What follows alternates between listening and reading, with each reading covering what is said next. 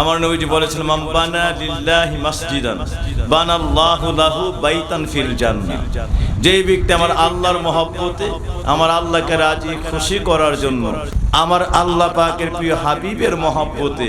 মসজিদ প্রতিষ্ঠা করে মসজিদ বানায়, আমার আল্লাহ বলেন বানাল্লাহু লাহু বাইতান ফিল জান্নাহ। ওই দিনে আমি আল্লাহ রাব্বুল আলামিন তার জন্য প্রত্যেকটা যারা করেছে, উদ্যোগী প্রয়াসী যারা চেষ্টা করেছে, যারা এর মধ্যে শরীক হয়েছে, আমি ওই দিনই আমি রাব্বুল আলামিন তাদের জন্য জান্নাতের বুকে আমি আল্লাহ তাদের জন্য জান্নাতের প্রসাদ, জান্নাতের বালাখানা ওই দিনই তার জন্য বানায় দিই।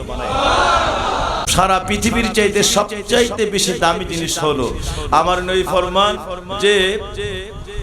ফিসসামা, আল্লাহর আসমানের মধ্যে, অফিল আরদ ওয়া বাইনাহুমা, আল্লাহর আসমানে যা আছে, জমিনে যা আছে, জমিন আসমানের মাঝখানে যা আছে,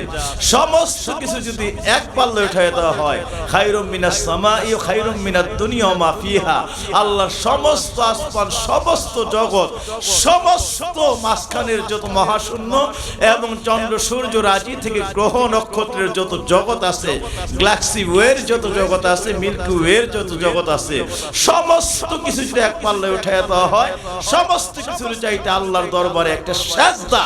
আল্লাহর ওজনের পাল্লার মধ্যে সবচাইতে বড় ভারী হয়ে যাবে। নবীজি বলেছেন, মান সান্না সুন্নাতুন হাসানাতুন, যেই ব্যক্তি একটা ভালো কাজ প্রতিষ্ঠা করলো, ভালো কাজের মধ্যে অংশগ্রহণ করলো, ফালাহু আজরুহা ওয়া আজরু মান আমালু বিহা, সুবহানাল্লাহ। নবীজি বলেন যে ওই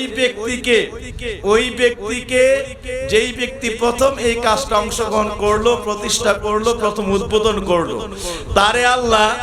এমন পরিমাণ সওয়াব দিবেন, কিয়ামত পর্যন্ত যত মানুষ এই কাজের মধ্যে অংশগ্রহণ করবে, মানে আসবে, এখানে নামাজ পড়বে, তালিম করে দোয়া করবে, তাদেরকে আল্লাহ যত ফজিলত দিবেন, এই পরিমাণ ফজিলত আবার আল্লাহ আলাদা করে, মানে যে করতেন তারটা না, এই পরিমাণে আলাদা আল্লাহ বাজেট করে যারা প্রথম অংশগ্রহণ করেছিল, প্রথম এই কাজটা করেছিল, কিয়ামত পর্যন্ত আবার তাদের আমলনামার মধ্যে পৌঁছাইতে থাকবে। আল্লাহু আকবার।